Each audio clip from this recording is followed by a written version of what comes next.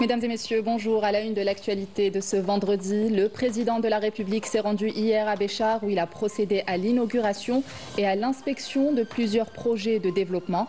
Parmi eux, la mise en service de la ligne ferroviaire minière Béchar-Abadla et le lancement de la réalisation d'un complexe sportif d'envergure.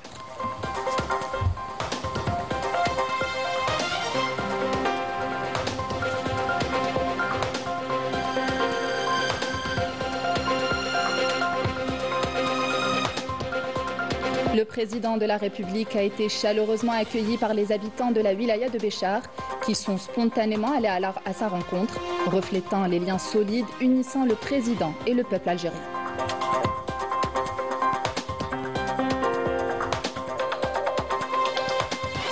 Le président de la République a rencontré les notables et les représentants de la société civile de la wilaya de Béchar et a écouté leurs préoccupations auxquelles il a répondu, notamment celles qui concernent l'eau potable.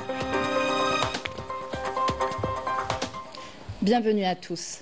Le président de la République, Abdelmadjid Tebboune, s'est rendu hier dans la wilaya de Béchar dans le cadre d'une visite de travail et d'inspection au cours de laquelle il a supervisé l'inauguration et l'inspection d'un certain nombre de projets de développement englobant plusieurs secteurs vitaux.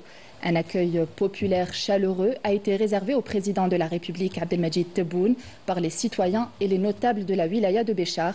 Les citoyens de la wilaya sont allés spontanément à la rencontre du président de la République, démontrant ainsi l'adhésion des enfants de la région au projet d'édification d'un État fort et victorieux. Le président de la République a salué la foule, renouvelant le pacte de confiance avec le peuple et rappelant que le Sud n'est pas seulement la profondeur géographique de l'Algérie, mais aussi son cœur battant.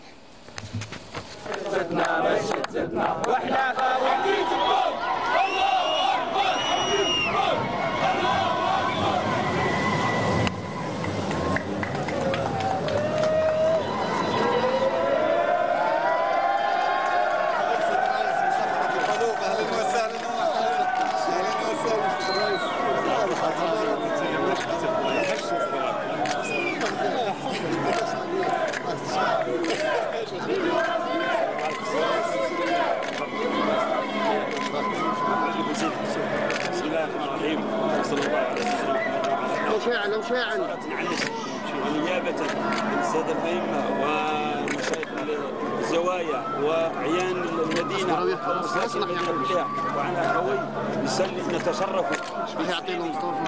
بفتح المدينة إليك. الصاروخ خلوها بسلامنا منه خلوها بسلامنا.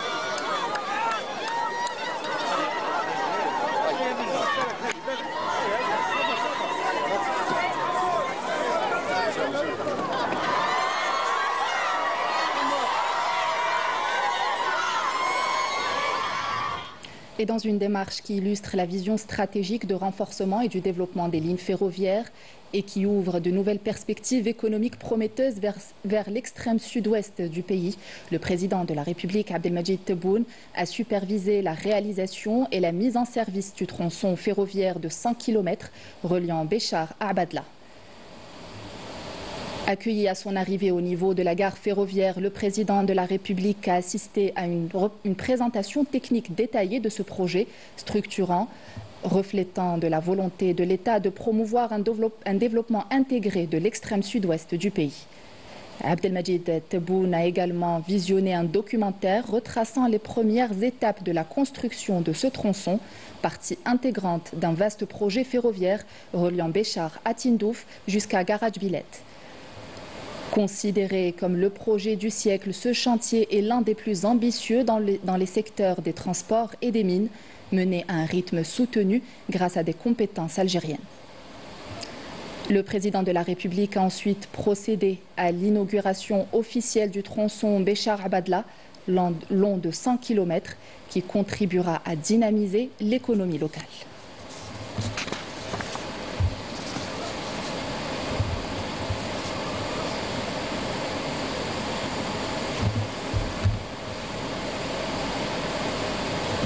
Le président de la République n'a pas manqué de valoriser les efforts et le travail des cadres qui ont contribué à la réalisation de ce projet névralgique qui permettra l'exploitation de la mine de Garage Villette. Écoutons-le.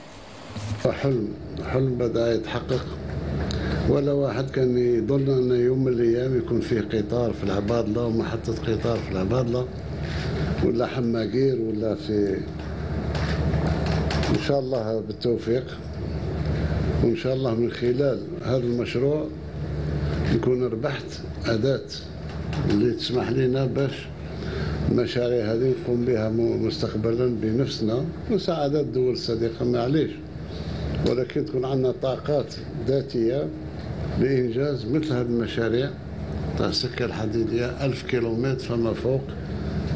الحمد لله اليوم راني نشوف ما يخص السكة الحديدية فيه كذلك محاولة تصنيع القاطرات، محاولة تصنيع لي فاغون دو مينري في عنابة وفي غيرها. هذه خطوات اللي تخلي الجزائر إن شاء الله نشتغلوا من أجل إدخال الجزائر وإدماج الجزائر في عالم الدول الناشئة إن شاء الله.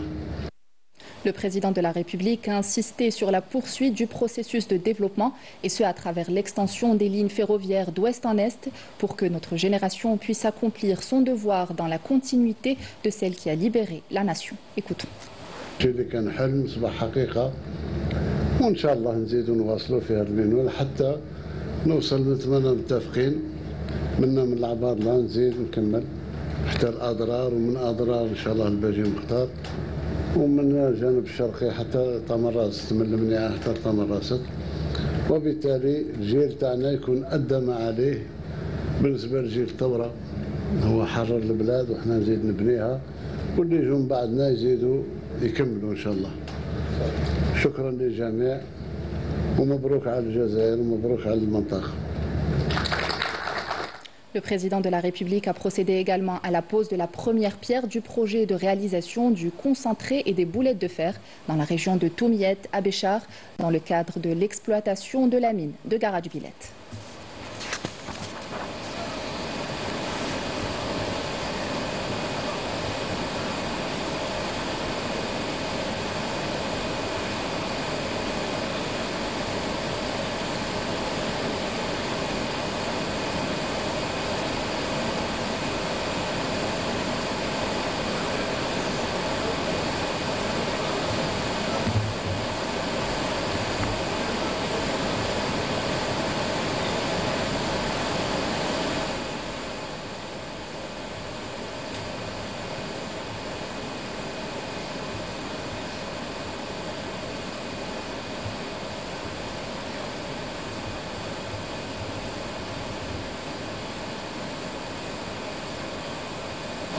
Le président de la République, Abdelmadjid Tebboune, a également supervisé la mise en service de la station de pompage Guetarani 2 et la station d'épuration des eaux usées à Béchar. Le président de la République a écouté 2 présentations sur les différentes étapes de réalisation des 2 stations. La station d'épuration des eaux usées de Béchar est l'une des plus grandes stations de la région. S'étendant sur une superficie de 14 hectares et dotée d'un système de traitement tertiaire, utilisant une technologie de pointe répondant aux normes internationales, la station d'épuration traite 55 000 m3 d'eau usée par jour. Les eaux traitées de cette station équipée d'un laboratoire d'analyse physique sont par la suite acheminées vers la zone industrielle de Toumiet, à 30 km, pour être utilisées dans le domaine de l'irrigation agricole et l'industrie. La station est destinée au développement durable et à la préservation des ressources en eau. L'usine alimentera en eau potable les villes de Béchar, Abadla et Knetsa et comprend 26 puits d'une profondeur de 55 mètres chacun. Elle comprend aussi 3 grandes stations de pompage d'une capacité de 926 litres par seconde et d'un réservoir d'une capacité de 20 000 m3. Un projet réalisé par des compétences algériennes.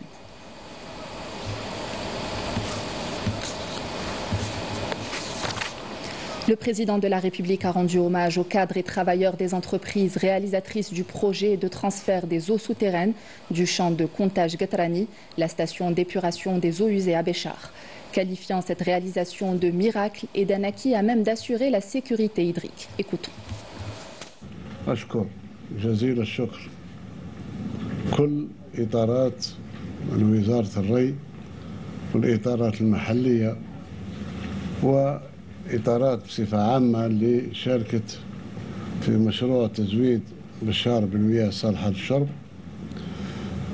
هو مشروع حقيقة ما بين المشاريع التي تعتبر معجزة بالنسبة للوقت الحالي بعد فقدان الأمل، بعد الجفاف القاسي اللي مس المنطقة وأدى إلى جفاف تام بالنسبة لسد جرف التربة. المنطقة أصبحت آمنة دروك. أعتقد أن استغلال الآبار هذه سيمتد إلى ما فوق 25 سنة تقريبا. Le président de la République a appelé à consacrer une grande partie de ses eaux à l'irrigation agricole. On écoute. سد جرف التربة ما دام اليوم فتنا على العبادلة وفيه إمكانيات تنقل جديدة عصرية بالنسبة للقطار وبالنسبة إلى كان ربما نوجه جزء كبير منه للفلاح حتى ما نمسش المياه الجوفية اللي موجودة اليوم. المياه الجوفية لأن مصير بشار وقنادسة والعبادلة مرتبط بهذه المياه. إذا ماذا بينا نستغلوه لأطول مدة ممكن. Le président de la République a mis l'accent sur l'importance de l'utilisation des eaux usées traitées, étant donné qu'il s'agit d'un choix stratégique afin de valoriser les ressources, tout en insistant sur les smart solutions et les alternatives durables afin de faire face aux défis environnementaux et de développement. On écoute. السياسة الوطنية ماشية إلى استرجاع أكبر عدد أكبر كمية ممكنة من المياه المستعملة. من المفروض نسترجع المياه المستعملة. أوروبا ما هيش محتاجة المياه مثلنا. عندهم مياه متوفرة ثلوج وأنهار وكذا، ولكن قطرة ماء مستعملة ما تضيع. وفي بعض الأحيان في بعض الدول بالأخص شمال أوروبا صبحوا يستعملوها حتى لأغراض صحية. لأن كانش فيه مجهودات أخرى نديرها في بشار، في النعامة، في خنشلة، في كل المدن تاعنا. ماذا بينا نسترجع تدريجيا، يكون فيه برنامج باش على 10 سنوات إن شاء الله نكونوا استرجعنا أكثر من ثلثي تاع المياه اللي نستعملها. Dans le but de renforcer les infrastructures sportives de la Wilaya, le président de la République a supervisé le projet du complexe sportif de Béchar, un projet doté de plusieurs infrastructures modernes, dont un stade couvert, une piscine semi-olympique, une piste d'athlétisme avec une capacité d'accueil de 25 000 places, dont 800 places VIP et 200 places pour les journalistes. Le projet occupe une surface totale de 830 000 m². Le président de la République a supervisé également les autres infrastructures, à l'image des restaurants, des vestiaires, des espaces de sécurité, de l'administration, la salle de soins, la salle des conférences, la salle de gestion. Le complexe sera doté des mécanismes de détection et de protection des incendies.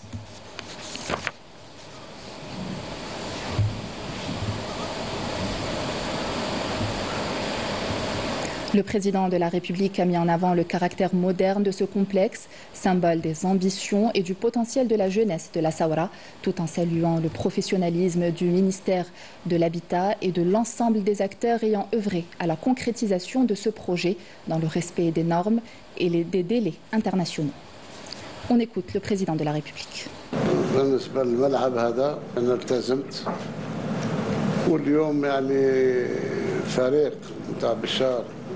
شباب الثورة يعني راها من الفرق المهمة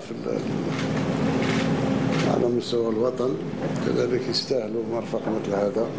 هي ولاية كانت ناقصة كثير مرافق، ولكن اليوم وصلت للمستوى الوطني، وإن شاء الله نزيدوا نواصلوا حتى تبقى ما بين الولايات الأوائل. وشكرا سي طارق على كل المجهودات اللي عم تديرها في السكن وكل اطارات تاع وزاره السكن مشكورين على المجهودات اللي عم تديرها حاليا. Le président de la République a inauguré la faculté de médecine de l'université Tahrir Mohamed.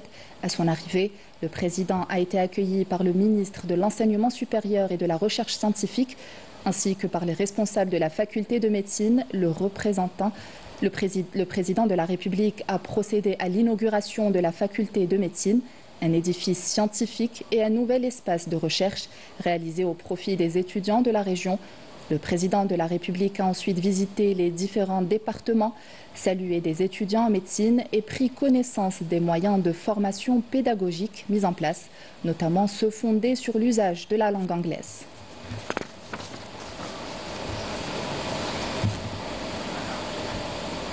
Le président de la République a rencontré les notables et les représentants de la société civile de la wilaya de Béchar et a écouté leurs préoccupations. Les intervenants ont affirmé que l'Algérie, forte de son président, de ses jeunes, de ses hommes et de ses femmes, est désormais valorieuse et souveraine dans ses décisions. Ils ont également affirmé que cette visite du président est un point positif qui redynamisera toute la région et ont fait part de leur disposition à relever tous les défis, assurant que l'Algérie passe avant tout. Le président de la République a répondu à toutes les préoccupations des intervenants, celles concernant, entre autres, le programme de transfert d'eau mis en place pour faire face au manque dans les barrages et l'interconnexion entre ces structures, les stations de dessalement d'eau de mer ainsi que les voies ferrées à travers tout le pays. Portés par un fort sentiment de gratitude et de confiance, les citoyens de Béchar ont chaleureusement accueilli la visite du président de la République, perçue comme une forte marque d'engagement et de fidélité à leur égard. Écoutons. نشكر ونثمن زيارة رئيس الجمهورية لولاية بشار بصفتي هنا كشاب. ننتمن هذه المشاريع هذه التي قد تعطي نفس جديد لولاية بشار، سواء في التقضي على مشكل البطالة، لأن هذه المؤسسات غادي يفتحوا غادي يكون فيها بزاف تاع مناصب شغل. الحمد لله أملنا كبير، الحمد لله هذه المشاريع رانا نشوفوا فيها راها تتحقق، وإن شاء الله لأننا إذا تحدثنا عن المياه نتحدث عن الجانب الغذائي، نتحدث عن الجانب الاقتصادي. الحمد لله نستبشر خير، ونقولها اليوم باسم كل قاطنة ولاية بشار أننا إن شاء الله اليد في اليد من أجل هدف واحد إن شاء الله أن نرى ولاية بشار في تنمية اقتصادية كذلك في تنمية مستدامة. والحمد لله نشكر السيد رئيس الجمهورية على هذه الزيارة، ونتمنى إن شاء الله أنها تكون فاعل الخير على المنطقة وعلى كل ولايات الجنوب الغربي. نتشرفوا بالزيارة تاع السيد الرئيس الجمهورية لولاية بشار، ورانا فرحانين بزاف. الحجرة سيد الرئيس لك هزها في يدك، حنا كاع رانا هزينا، الشعب الجزائري كاع رفدها، ورانا معاك وكمل في المسعى تاعك. المؤسسات اللي رايحه تنجز من بينها مصنع الحديد والصلب، وتهيئه ملعب جديد على مستوى ولايه بشار، وكل هذا راح يكون يعني فاتحه خير على هذه الولايه ان شاء الله. احنا رانا معاك، احنا رانا الحاجز الواقي اللي معاك، وهذه يتاكد منها تماما، خاطرش كي تجي عند كرامه المواطن ينتهي الكلام. وعاشت الجزائر والمجد الخلود لشهدائنا الابرار. Voilà ce qu'on pouvait vous dire sur la visite du président de la République à Béchar. En France, maintenant, toutes les voix dénonçant le génocide contre les Palestiniens sont stigmatisées et même inquiétées par la justice. Le politologue François Burga est accusé d'apologie du terrorisme pour ses analyses équilibrées concernant le mouvement de résistance Hamas, au moment où un criminel de guerre sous mandat d'arrêt de la CPI est épargné par les autorités françaises. Yamina Saïchi.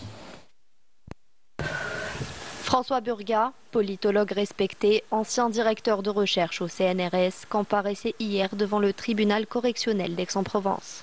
En cause, plusieurs messages postés sur les réseaux sociaux, dans lesquels il dénonce la diabolisation systématique de la résistance palestinienne.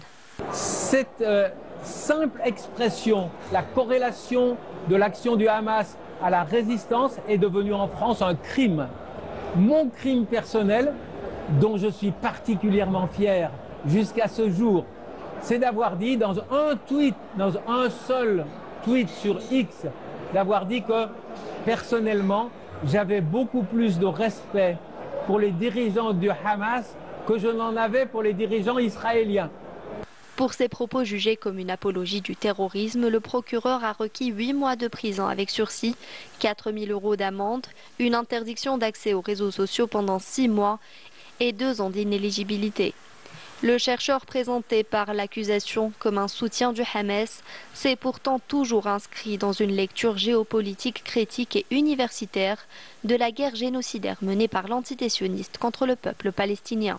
Sans jamais appeler à la violence, il a analysé, dénoncé et contextualisé les crimes commis contre les civils innocents de Gaza. Mais en France aujourd'hui, oser remettre en question la version dominante suffit à être criminalisé. Le pays est rangé par la haine et l'islamophobie et toute voix dissidente est perçue comme une menace. Cela a suffi à me faire mettre en garde à vue pendant 7 heures dans un cachot et je n'ai toujours pas été relaxé. Il est important que vous sachiez qu'il y a eu 2 catégories de traitement de ce genre de crime. Il y a les non-musulmans et puis les musulmans. Des dizaines de Français de confession musulmane ont subi des torts beaucoup plus importants que moi. Pendant que l'on attaque les intellectuels engagés, Benyamin Netanyahou, pourtant poursuivi par la Cour pénale internationale pour crimes contre l'humanité, survole paisiblement l'espace aérien français pour se rendre à Washington. Aucun mandat exécuté, aucune réaction officielle. Emmanuel Fernandez, député, s'en est indigné publiquement. La France avait l'obligation légale de coopérer avec la CPI au moment où d'autres pays lui ont interdit de survoler leur espace aérien. Pourtant, il y a quelques jours, en dépit du fait que la France soit légalement tenue de coopérer pleinement aux enquêtes et aux poursuites de la Cour pénale internationale, Netanyahou aurait été autorisé à survoler l'espace aérien français, alors même que cet avion a été forcé à 400 km de détour afin d'éviter le survol des Pays-Bas, de l'Islande et de l'Irlande, qui menaçaient, eux, de respecter leurs engagements internationaux en arrêtant le fugitif. Sur les réseaux sociaux, l'indignation est générale. Les internautes dénoncent l'hypocrisie d'un système judiciaire qui choisit ses coupables et ferme les yeux sur les crimes d'État. Si vraiment Emmanuel Macron a autorisé Netanyahou à passer sur l'espace aérien de la France, cela veut dire une violation du droit international et des obligations internationales de la France. C'est donc d'une gravité extrême, parce que nous n'accepterons jamais que la France ne respecte pas le droit international. Nous n'accepterons jamais que la Palestine disparaisse. Nous n'accepterons jamais le premier génocide filmé de toute l'histoire de l'humanité. En France, ce n'est plus seulement la liberté d'expression qui est ciblée, mais une partie entière du peuple français. Une partie que l'on stigmatise, que l'on marginalise, parce qu'elle refuse de se taire face à un génocide perpétré en toute impunité. C'est la fin de cette édition. Merci de l'avoir suivi. Excellente suite des programmes sur Canal Algérie.